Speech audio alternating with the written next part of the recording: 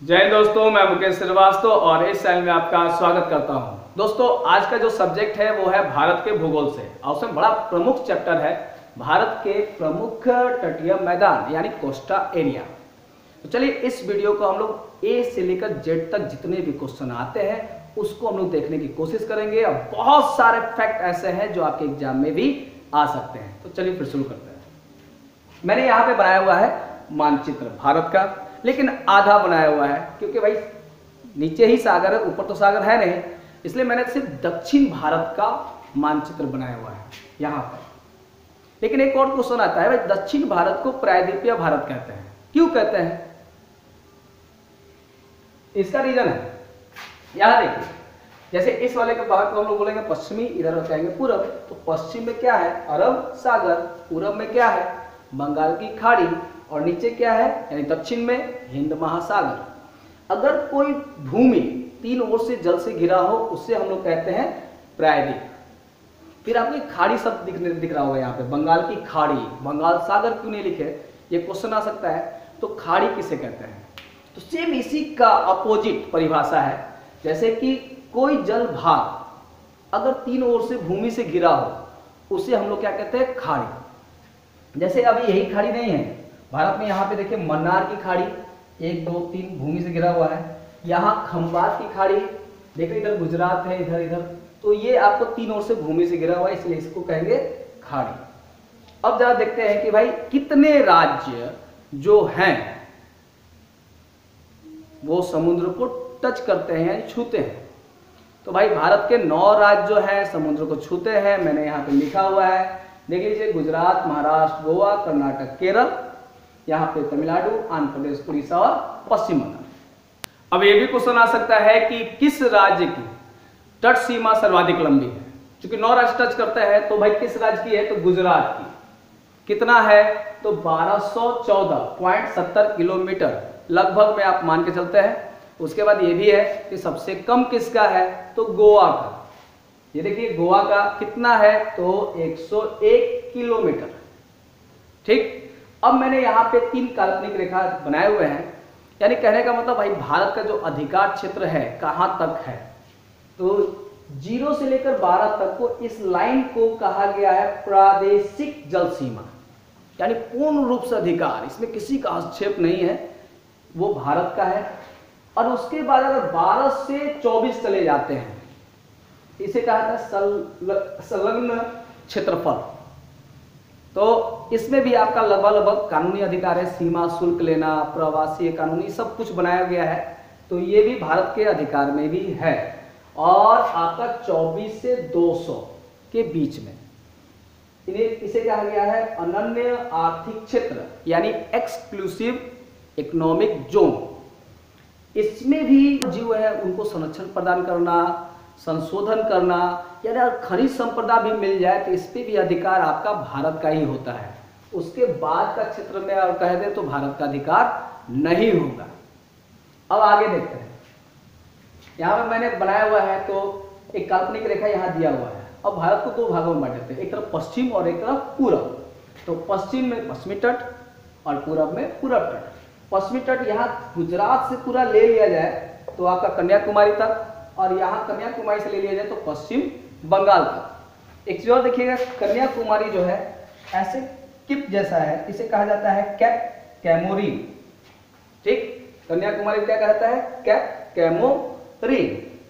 अब देखते हैं भाई पश्चिमी तट को जगह जगह अलग अलग नामों से जाना जाता है। जैसे कि आपका गुजरात हो गया, तो गुजरात के तट को हम लोग बोलते हैं काठियावाड़ तट। उसके बाद महाराष्ट्र और थोड़ा सा गोवा, तो उसको हम लोग बोलते हैं कोंकण तट। अब गोवा से लेकर कर्नाटक तक, कर्नाटक वाले को बोलते हैं कर्नाटक तट। सिंपल है, कर्नाटक मतलब कर्नाटक तट, याद करना आसान है।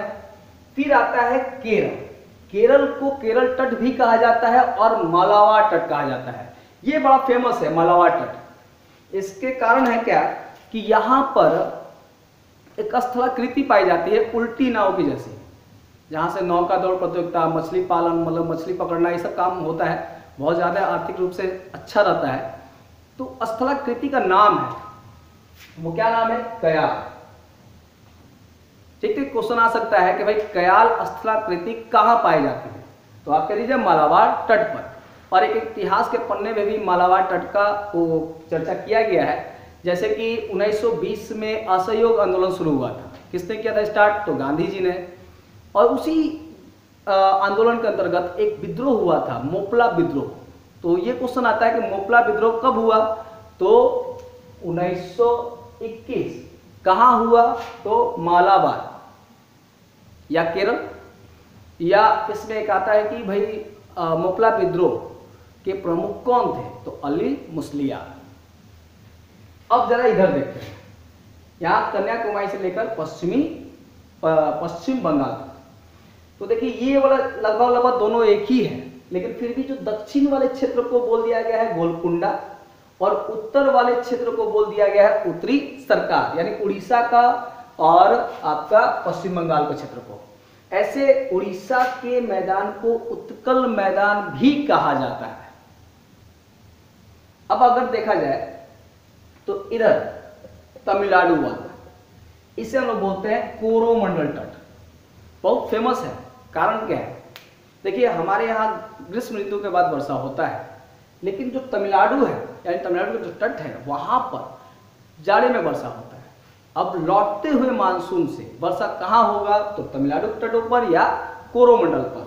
तो लौटते हुए मानसून को हम लोग क्या बोलते हैं, जैसे देखिए उत्तर से अगर मानसून पूरब की ओर आ रहा है तो हम क्या कहेंगे, उत्तर पूर्वी मानसून। ये भी क्वेश्चन बहुत बार एग्जामों में पूछ चुका है। अब देखिए ये जो तट है बहुत फेमस है, जैसे कि क्वेश्चन आता है कि न्यू मैंगलोर किस तट पर है, तो पश्चिमी तट पर। या दे देगा कि इनमें से कौन सा बंदरगाह पूर्व तट पे स्थित नहीं है, तो बंदरगाह आपके 12 है, मैंने उस पर वीडियो बनाया हुआ है, एक बार आप जाकर जरूर देख लीजिएगा। एक चीज और है, इन तटों पे आपका जैसे कि चूंकि यहाँ की जो नदी है लंबी है, डेल्टा बनाती है, तो लैगून टाइप का झील बनाती है। अब लैगून झील जैसे कि अगर समुद्र किनारे ऐसे रोधिका बंद हो जाए तो एक झील का रूप ले लेता है। समुद्र किनारे है, इस साइड बहुत सारे झील हैं, जैसे पुलिकट, कोलेरू, आपका चिलिका बहुत बड़ा है, यानी भारत का सबसे बड़ा लैगून झील है और खारे पानी का झील है। और ये एक अभ्यारण्य भी है, पक्षियाँ आती हैं यहाँ पे, और प्लस नौसेना का प्रशिक्षण केंद्र भी है।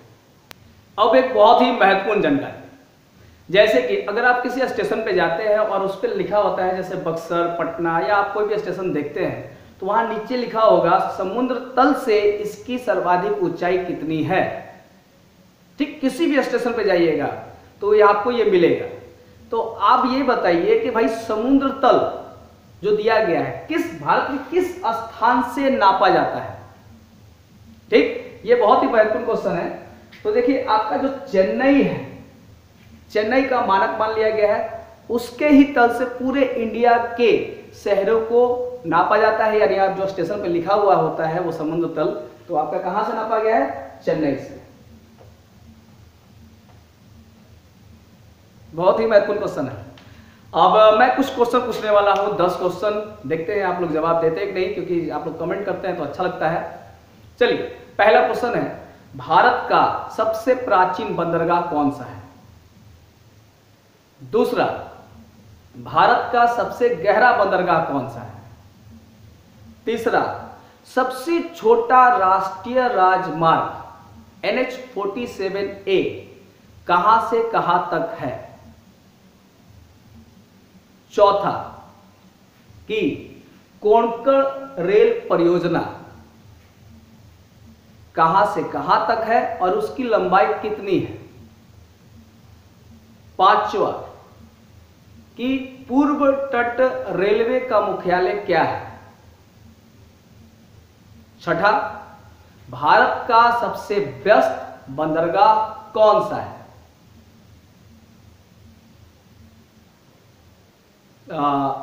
अगला है नेक्स्ट कि श्रीहरिकोटा पर कौन सा केंद्र स्थित है। नेक्स्ट क्वेश्चन है, किस द्वीप को लेकर भारत और बांग्लादेश के बीच विवाद है। अगला है कि नर्मदा और ताप्ती के बीच में, यानी नर्मदा और ताप्ती जब मुहाने पे गिरती है तो वहां पर दो कौन से द्वीप पाए जाते हैं? एक नहीं, दो है। तो चलिए फिर इस क्वेश्चन का जवाब दीजिए, और अगर वीडियो अच्छा लगे तो लाइक भी जरूर कीजिएगा, और मैं लगातार ऐसी वीडियो बनाते रहूंगा। जय हिंद।